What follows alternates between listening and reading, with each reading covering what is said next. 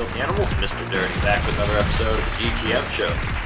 This was almost an episode of Porta Patty, but I've decided to keep Porta Patty really nowadays to like burritos, hamburgers, and sandwiches.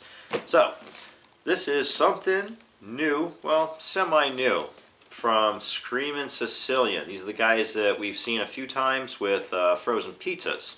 This is also from the frozen food department, the frozen food aisle, and this is the Strombolis that I've been looking for, well, a few months, I would say, since I first started seeing these on the internet popping up, and these guys sending emails to me. This time around, this does come in a variety of different flavors. This one's going to be the Mambo Italiano. This is the one that piqued my interest the most. So this is the package you're looking for. If you're looking for this in stores, take all that in. Got the same thing on here. No window though. We can't see inside. So I'm hoping that this isn't just Hot Pockets inside of here, that this is actually a Stromboli, which it's looking pretty promising because it says Italian sandwiches. That's the part that gets me thinking it's kind of like Hot Pocket type of deal. But for ingredients, it says filled with Italian meatballs, mozzarella cheese, and pepperoni, ricotta cheese, and tomato sauce. That's the part that I like, because that sounds like Stromboli or even calzone to me. Parmesan and Romano cheeses. And of course on the back of the box, you know, they got the perforated pop-out mustache that you can cram up your nostrils and wear. I think we did that the first time around. Not going to happen again, guys. So, it says, I'm fast and easy. And up here you see like a little photograph of what these are supposed to look like. They do look slightly Hot Pocket-ish. Alright? Alright, so before we go looking at the cooking times, let's crack this open and see what we've got inside. There's two of these. And, okay, so they don't really look like a Hot Pocket, but these do look like those, what is it called? Some kind of sandwich company. We got these things from Walmart one time. Even like a pretzel type of deal, and they look just like this. So here's what it looks like in the wrapper right there. Clear wrapper. Give me a good look. Probably killing the headphone users right now. Got some kind of seasoning going on along the top there. And it looks like it's already pre-browned by whatever ovens that they ran this through at the factory. I think I can see the ricotta cheese poking out through the venting right there in the top. So yeah, not a bad size, I would say. I think this was like $5, something like that. Alright, so our microwave / oven instructions says cook from frozen, keep it inside that plastic wrapper. Supposed to open up one end of the wrapper and throw it in the microwave on a plate for 2 minutes, 30 seconds at 70% power. And then you transfer it to the oven where it goes in at 400 degrees for 12 to 15 minutes. So I'm going to do all that, and then we're going to come back and we're going to see what we got. Alright, stick around. Well guys, looking like we got about 15 minutes to kill, so gives us enough time to do a dab. Should be enough to satisfy our angry Canadian viewers. Been waiting on a Smoking Dirt episode for a while, I hear. Alright, let's get this skillet heated. Alright, that should be about hot enough, I would say. Yeah. Alright. Fireworks going off. Happy 4th.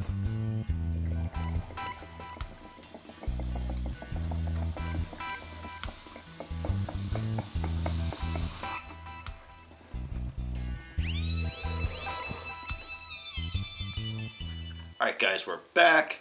Got this out of the oven. It's baked.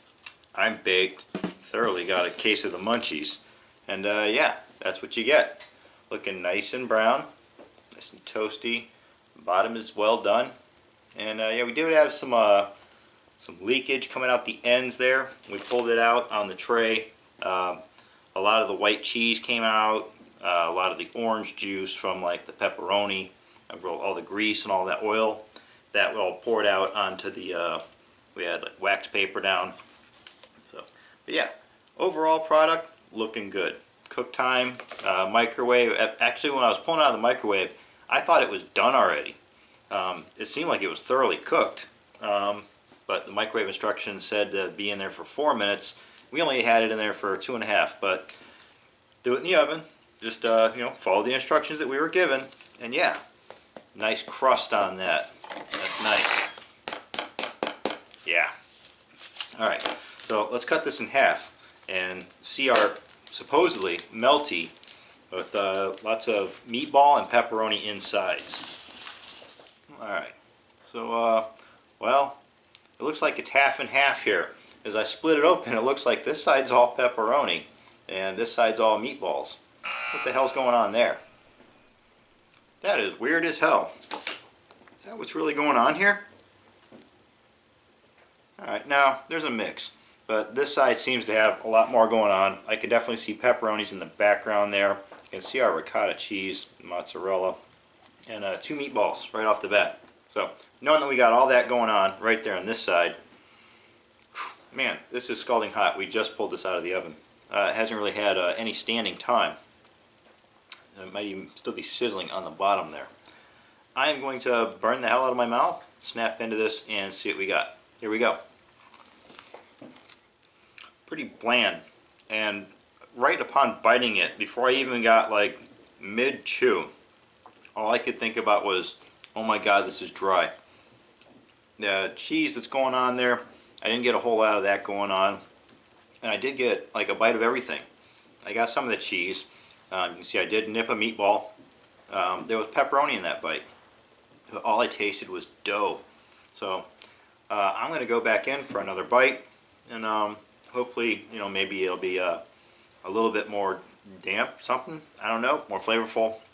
Let's give it a second try. Here we go. No, it's still just dry. I don't understand it. Where's the red sauce they talked about on the box? The only thing mind-blowing about this is how dry it is. Once again, these meatballs, not very spicy. There's a bit of a flavor there. It's not just ground meat. Spicy meatballs would have been the way to go here. There's definitely what seems to be plenty of the mozzarella cheese, but most of this loses itself with that pre-microwave prep there. I don't know if we would have gotten completely different results out of an oven bake. I have no idea. I have another one of these in the box. I might even give it a second go. If I see any change, then maybe I'll post a video on a completely oven bake on this instead of a half microwave, half oven. I don't know. Yeah, right now, and it's really surprising too because all the all this grease is coming out the other end. Maybe that's the end I should bite. Who knows? Yeah, that's where all the flavor is. The end that all the grease is leaking out of, all that pepperoni grease. And as the meatballs are kind of getting marinated with the juices from the cheese and the pepperoni, that's flavorful. Not the end over here where I cut it, the middle. All the flavors in the end. Wow.